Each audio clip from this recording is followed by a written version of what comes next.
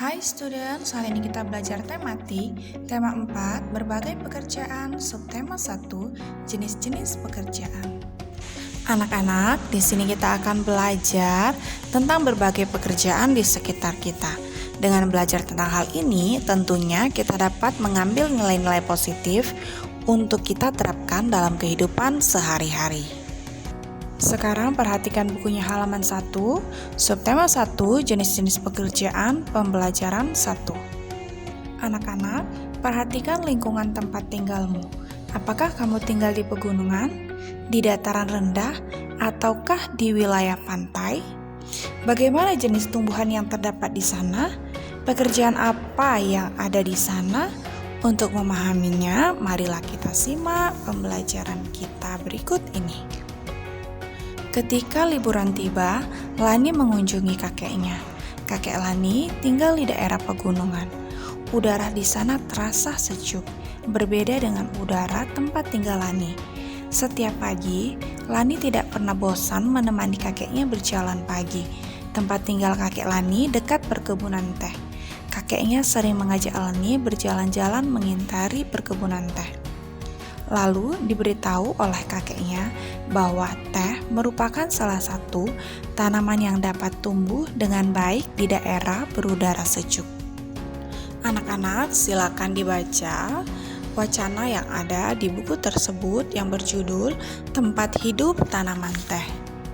Setelah kalian membaca teks tersebut, tentunya kalian akan mengetahui bahwa teh merupakan salah satu tanaman yang dapat tumbuh di daerah yang ketinggian antara 200 sampai dengan 2000 meter di atas permukaan laut.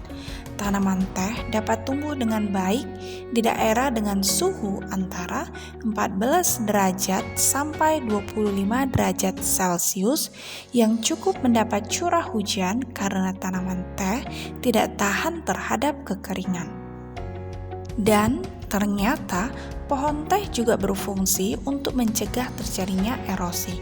Tanaman teh yang ditanam berjajar rapi dengan jarak 1 meter dapat menahan derasnya aliran air sehingga tanah tidak terkikis terbawa air.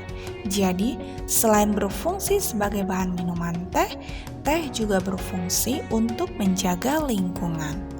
Setiap tanaman yang kita konsumsi harus dijaga kelestariannya. Begitu juga tanah yang ditanaminya.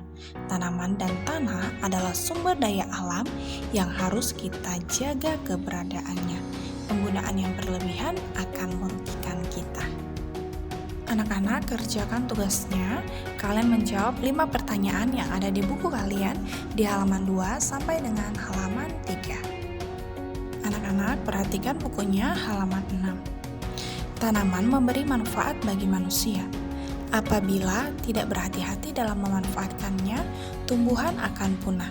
Manusia akan mengalami kesulitan. Oleh sebab itu, kita wajib menjaga keberadaan tanaman dengan menanam kembali serta menjaga lingkungannya. Untuk itu, silakan kalian baca teks yang ada di buku kalian yang berjudul Taman Bermain yang Hilang. Setelah kalian membaca teks tersebut, maka kalian menjawab pertanyaan yang ada di halaman 7, 8, dan 9. Anak-anak, tahukah kalian betapa tumbuhan sangat besar perannya dalam kehidupan kita? Kehidupan yang lama tercipta dengan adanya berbagai tumbuhan penjaga lingkungan di sekitaran kita. Selain bermanfaat untuk manusia, tumbuhan juga bermanfaat bagi kehidupan hewan. Salah satu contohnya adalah tanaman bakau. Anak-anak, perhatikan bukunya halaman 9. Fakta tentang manfaat bakau, yaitu yang pertama, melindungi pantai dari erosi dan abrasi. Adanya bakau di pesisir pantai bermanfaat untuk menjaga agar garis pantai tetap stabil dan tidak terkikis oleh terpaan ombak.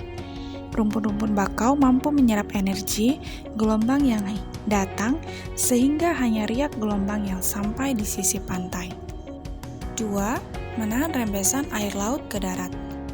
3. Sebagai perangkap zat-zat pencemar dan limbah industri. Selain dapat menjaga daratan, bakau juga memiliki peran penting dalam mengurangi polutan di air laut.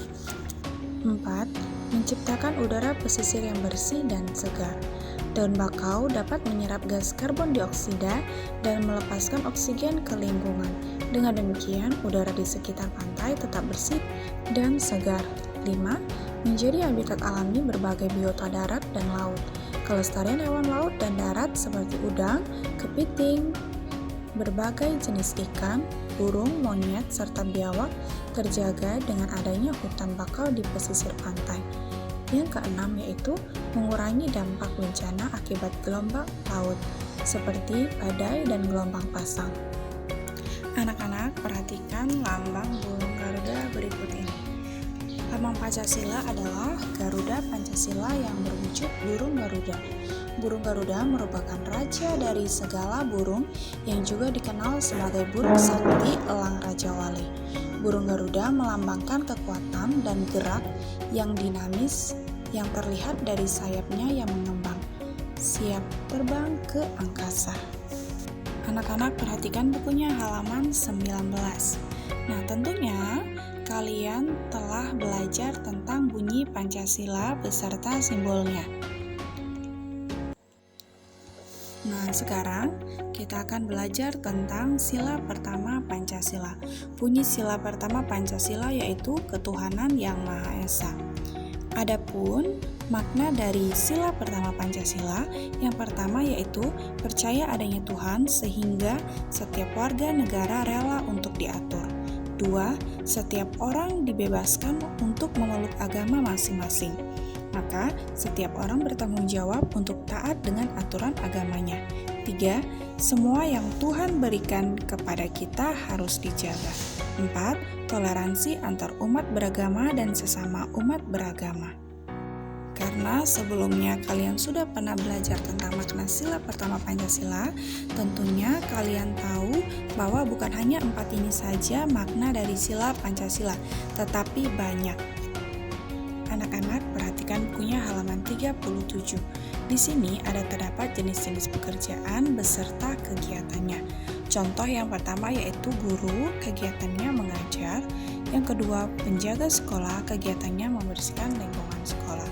Nah, tentunya kalian juga harus bisa meneruskan atau menjawab nomor 3 sampai 5. Anak-anak, demikianlah video pembelajaran Miss hari ini. Jangan lupa dikerjakan tugasnya halaman 2-3, halaman 7-9.